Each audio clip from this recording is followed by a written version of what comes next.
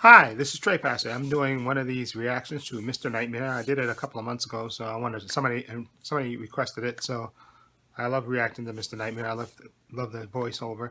This one is called Three Disturbing True Pool Party Horror Stories. So I'll be right back with my reaction. Okay, let me put my headphones in. Okay, here we go. Right now, go.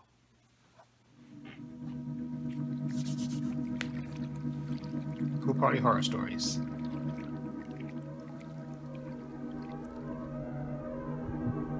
Story one. I'm 28 years old now, but I vividly remember a horrifying incident that occurred when I was a 22-year-old college student. I lived in Florida in a fairly large house in Orlando with a rather large property with a big pool outside. Okay. I was living with my parents at the time, and they both own their respective businesses and frequently travel for meetings and conventions and whatnot. One week in mid-May, when both of my parents were away, I asked their permission, and they allowed me to invite a limited amount of friends over to have a pool party in the backyard. Okay. I was excited and quite surprised that my parents trusted that I would be responsible enough to have a small party, promising no alcohol, no loud music, and to send everyone home at a reasonable hour, as to not disturb the neighbors. I proceeded to call 6 of my best friends and let them know about the pool party, inviting them over the following evening with a limit of 1 guest per person. Everyone replied almost instantly, totally down to come over, asking if they should bring over snacks and drinks. Okay. Remembering what my parents said, I ignored their conditions and allowed my friends to bring alcohol. Oh. The following night at around 8 p.m., almost all of my friends who I invited showed up with their bathing suits and plenty of alcohol. My friends took turns playing music on my Bluetooth speaker.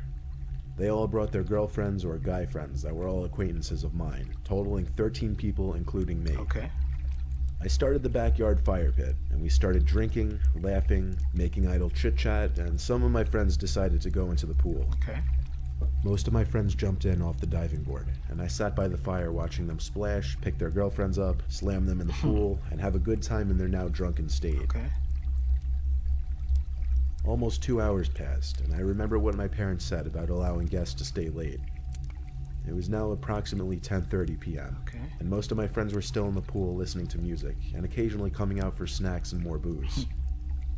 Myself in a rather drunken state, I kind of lost track of time. I went inside of my house for a few moments to grab another beer, Okay. when I heard leaves rustling from the bushes on the side of my property. Oh. Now keep in mind, my house is gated and has security cameras all around. Okay. So I didn't get too suspicious, and I didn't think much of the sounds, figuring some of my friends may have made their way to the front of the house to either make out with their girlfriends or get ready to go home. At that point, it was already 11:30 p.m., and I completely failed to adhere to all my parents' rules, which actually made me feel a little guilty. I went back outside with snacks and drinks and told everyone that it was almost time to end our evening. Okay. 10 out of the 12 of my guests were still in the pool screaming and horsing around, while the 2 others went missing. When I realized this, I went back inside, walked around the house, and heard laughing and moaning from upstairs in one of the guest bedrooms. Oh, okay. Assuming that one of my friends snuck upstairs with his girlfriend to hook up and whatnot, I don't need to give an explanation. I was too drunk and lazy at the time to go upstairs and tell them it's time to leave. But before I returned to the backyard to finally close up shop, I heard blood-curdling screams come from the pool. Oh, Jesus.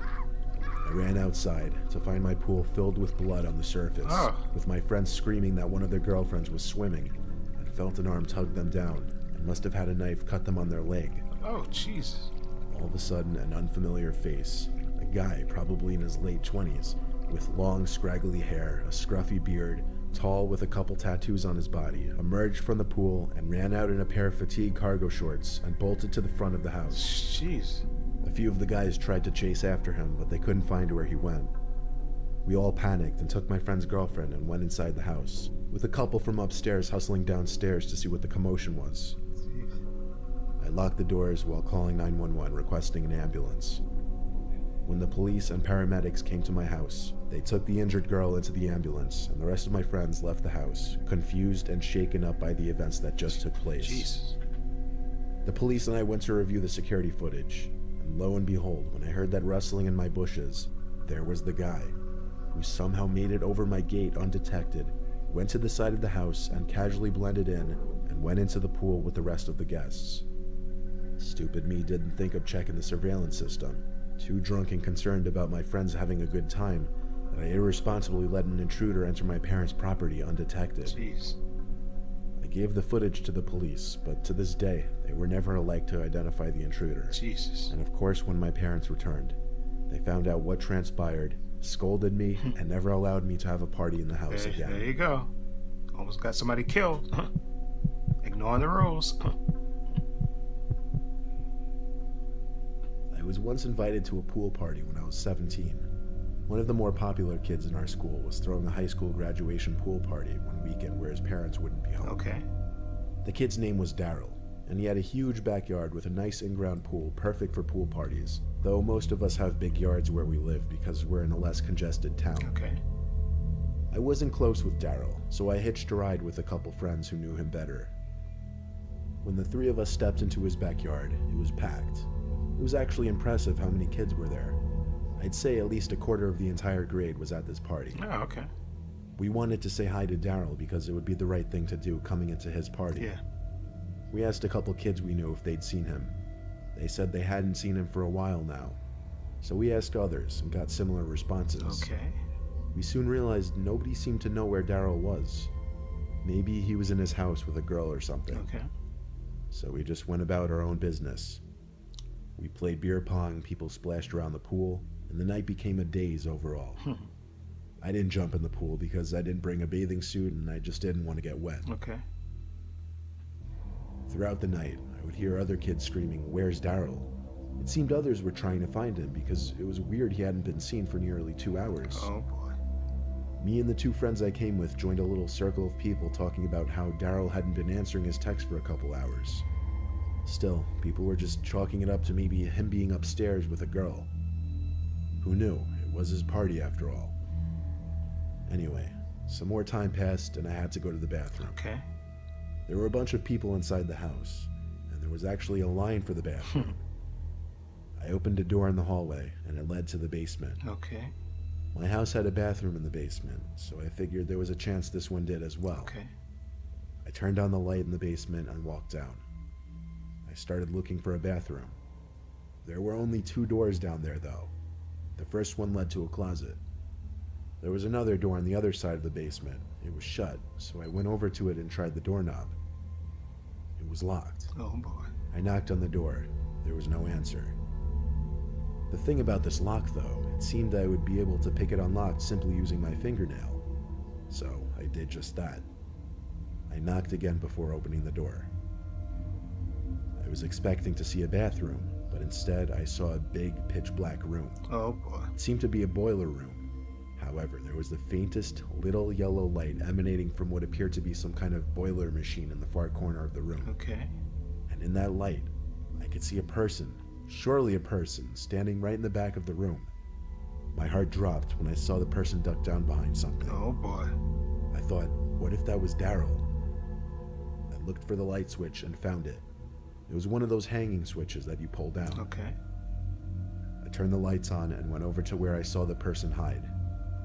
The room was cluttered with tables and a washer and dryer machine, so the walking space was kind of arranged in a circle. When I got to where I saw the person not even 20 seconds earlier, I saw Daryl laying on the floor in a bloody mess, Oh, jeez. apparently passed out. I looked back up to the door to the boiler room when I heard footsteps coming from that direction. Oh boy. There was someone rushing out the doorway, but for a split second they looked back and I instantly recognized the face of a kid named Todd from our grade. He was a very quiet kid that creeped out a large amount of people in our grade. Okay. Instead of calling the cops and tending to Daryl, I ran upstairs hoping to catch up to Todd to make sure there were other witnesses to his presence there that night. Okay. I made it upstairs to the hallway and started to scream for people's attention. Okay. Everyone who was in the living room came to look and could see Todd rushing out the front door. They saw him. They were now witnesses to his being there. Okay. I told them all to come downstairs and see what he did. I would have considered rushing to tackle him, but I didn't know what weapons he had on him. Yeah. When we all got downstairs, we saw multiple stab wounds in Oh, Daryl's legs. Jesus. First thing we did was call 911 for police and an ambulance. Daryl was rushed to the hospital, while at least 10 people vouched for me when I saw a kid in our grade named Todd at the scene of the crime. Yeah. That same night, police apparently raided Tom's house and he was arrested. Okay, good. I'm pretty sure he's still in jail. Not sure if they got him for attempted murder or what. Jesus. Daryl is fine now, but everyone believes that Todd did what he did out of jealousy of Daryl's popularity. Jesus. Todd didn't seem to have any friends in school and would often be picked on by kids in Daryl's friend group. Oh, okay. I'm not saying Todd was justified at all, but it's scary what bullying can drive some people to Exactly. That's crazy. Someone's got murdered. Story number 3. When I bought my first house, I had a pool party on a Friday. Okay. It was supposed to be my housewarming party. I had a few of my closest friends over. Everyone drank a bunch, and a few hours later, people were on their way out. Okay. A couple friends were a little too drunk for me to allow them to drive home, so I offered them spots on the couches to sleep. Okay. I'll call those 2 friends Rob and Dan for the brief mentions they'll get in the story. Okay. By the time I went upstairs to brush my teeth and get ready for bed, I thought both Rob and Dan had already passed out on the couches downstairs. When I got into my room to change into my pajamas, I heard a splash in the pool in my backyard. I actually muttered to myself, "What the hell are they doing?"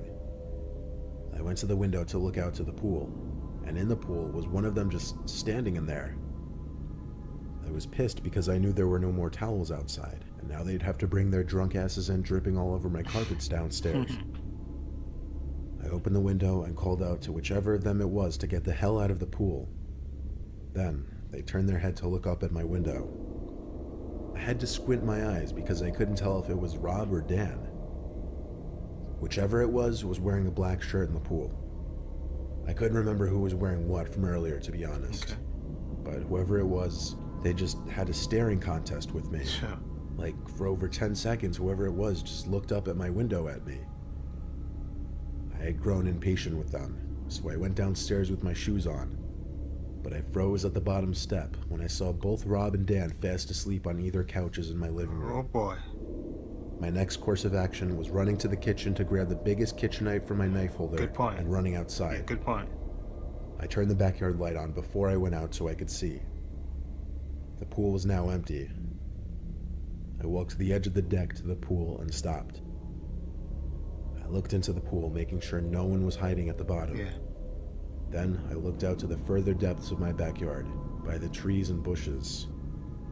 In one of my trees, I was 90% sure I saw someone sitting on one of the thicker, lower branches. Jesus. Even with the knife in my hand, I was still way too scared to go out there and confront the Yeah, situation. wake up your friends. I went back in my house, locked the door, and shut the blind on the door. Yeah, wake up your I friends. sat in the living room on the ottoman, feeling slight comfort being next to both Rob and Dan, even though they were asleep. I sat there just thinking and shaking when I heard this. A tapping at the sliding door to the backyard. Call the I cops. woke up Rob and Dan now, asking the 2 to check the yard with me. Exactly. Call the cops. They came to the door, took one peek outside, and when they didn't see anything, they said ignore it and go back to sleep. Call the cops. It was the worst reaction I could have expected from them. Someone I didn't know was out there playing some kind of fucked up game with me, and it was honestly terrifying me. I stayed up that whole night, checking my window every few minutes just to make sure no one was in my pool. I didn't actually go to sleep until the sun started coming up. By the time I woke up, my friends were already gone. I texted each of my friends who came over to confirm they weren't out there messing with me or whatever. Yeah. I then went to the backyard to do some detective work. I didn't find much, but I did find a mini stepping ladder planted right in front of the tree that I was so sure I saw someone sitting in last night. I grabbed the ladder and went to go put it back in the shed. Okay. However, I stopped when I saw someone looking out the small window of the shed. Oh, It was someone I didn't know. Jesus. I dropped the ladder and ran to my house to call the cops. I stood by my kitchen window watching the shed the whole time I was on the phone with the police. And at one point the door to the shed opened, and some tall, creepish-looking dude with messy, medium-length black hair and a black t-shirt and cargo pants stepped out and walked to the gate. Jesus. I gave the exact description on the phone, as well as to the cop who came to my door. I told the cop the whole story, but in the end, there wasn't much he could do other than write down the description of the guy. He suggested I install some security cameras and went on his way. Exactly. And a week later, I already had a camera system installed. Ooh. That was freaky. That story was freaky.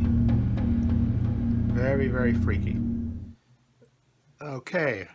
That was creepy. That last story was creepy. I was going to say the first story was the creepiest, with the random girl getting somebody jumping in the pool and stabbing her. That was creepy. But the guy, I know, that just seemed creepy. The guy in the pool, that's probably a homeless guy, maybe. Could be. A homeless guy just standing, was in the pool, and then he's staring at you, then you go down there, confront him, and then you see him hiding in the tree, and then you see him in the shed. That's too free. You should have called the cops that night. You should have, once you saw that, when you came downstairs and you saw that your friends were there, so you know that wasn't your friend in the pool, picked up the phone and called the cops and said, there's a stranger in my pool outside. So that way the cops can come. They probably would have caught him. Exactly, because obviously he still stood around, because he took the ladder and went and hid in a tree. Okay, so you could have probably caught him that date and that night before. So you should have called the cops when you came down, after you thought it was your friends, but you came downstairs and you saw that they were sleeping on the couch. Wake up your friends. That's what you should have. Call the cops, wake up your friends, and go out if you're going to go outside. But at least wake up your friends, so that way they can, so it's better to have, 3 against 1 than 1 against 1, because suppose the guy would have overwhelmed you. You don't know how strong that guy is, or if he had a gun or something on him, he could have hurt you. So the best thing, I think, would have been to, as soon as you came downstairs and noticed your friends there, call the cops, then wake up your friends. And then if you want to go outside, or if not, stay your ass inside and just wait for the police to show up, and they would have probably caught the guy. Okay, but then when you wake up the next day and they're gone, and then you see the guy in the shed by the way, come on, that would have freaked me out even more. But anyway, those stories are truly creepy. The first story and the third story. The second story, not so much, but about the kid. But that was still a serious story about the kid, getting basically, stabbing the guy. And this, but who knows? He could have been. I guess he could have finished him off. Maybe you actually saved the guy's life by going down there looking for the bathroom. Because I don't know if he was torturing the guy by stabbing him to death for all the bullying and stuff. And then you probably might have saved his life because you interrupted him and in the process of killing your friend, which would have been even more horrific if you didn't go downstairs, if you didn't have to use the bathroom. Exactly, especially when a big party like that and you don't know where people are. And anybody can kind of wander in, especially when you have those big unruly parties where you invite a lot of people over, and this can be confusion. Exactly. So that, in a way, that kind of saved your friend's life, because if the bathroom wasn't, the house wasn't crowded and they didn't have that long line, and you went searching for a bathroom, and you found the guy, and you interrupted him from probably finishing your friend off. So. Again, you're kind of a hero in that story, but I think the first story is creepy. The random guy just jumping in the pool and stabbing the girl, just randomly. That was just ridiculous. That's just utter chaos. The guy would just randomly jump in the pool and stab a girl. But then that last story was kind of freaky, with a guy swimming in the pool. That could have been, like I said, could have been like a homeless guy or something like that. Just, but then it's still creepy. The guy just hanging around, and you don't know what his intentions are and stuff. And then you see him hanging in the shed, so he could have been like living on your property, especially since you said you just bought that property. He could have been living there before as a homeless guy and stuff, and then you moved in and stuff. So you never know. That last story kind of freaked me out a little bit more, because it was just, the guy there, but at least you had friends there. You had the 2 friends that you could have woke them up or called the cops immediately, or woke your friends up and went outside to confront them and stuff. So at least.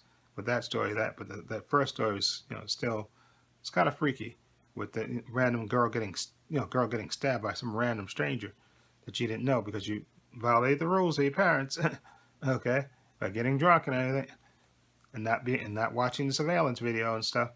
But anyway, let me know which story you think is the creepiest. And I was also to say number 1, but because the girl got stabbed. You know, it's creepy, and then you never caught the guy. But I was thinking the third one, even though the guy didn't really do anything except maybe swim in the pool and maybe, but still some random homeless guy. You never know how dangerous they can or cannot be. So, maybe the first story is because some girl actually got stabbed. So, and then the second story, you know, the guy, you kind of saved the guy's life. Now I'm utterly confused about which story I think is the worst. Well, you interrupted the guy, so you're kind of a hero in the second story. And the first story, some girl got actually, you know, she actually got stabbed by some random stranger. And the third story is kind of, could have been like a homeless guy, but you never know his intentions. So it could have been a homeless guy or just some guy just, you know, trying to sneak into a party or something. But still, the guy staying in the shed, like I said, could have been a homeless guy. Just, you know, derelicts just staying on that property that you bought. So that could have ended kind of well. So I'm gonna have to say the first story. The first story, because the girl got actually stabbed by some random stranger, and blood in the pool. She could have died. So the first story. Then I say this. You know what? I'm gonna change my opinion. I'm gonna say the first story is the creepiest. Then the second story, because you actually saved the guy's life. I'm getting stabbed by somebody that got bullied. Okay, and if you didn't have to pee, you never know. He could have murdered the guy and got away with it. And then the third story, what could have been a homeless guy, and could have became a even worse situation, but it seemed like he scared the guy off. So I'm going to say first story, second story, then third story. That's my opinion. Anyway, let me know what you think. Let me know. Feel free to leave comments down below. Let me know which story you think is the creepiest. Okay. I'll leave a link to Mr. Nightmare's channel in the description box, so you can subscribe to him and give him some love, because he's a great guy. I love his voice work, and I love the creepy stories and the whole atmosphere he sets up with these things. So let me know what you think. I'll leave a link in the description box. Also, I have links to my Facebook, my Twitter, my Instagram, and also I have a link to my other channel, Paul Views and Opinions. Please check that out as well. And this is Trey Pastor saying so long and take care.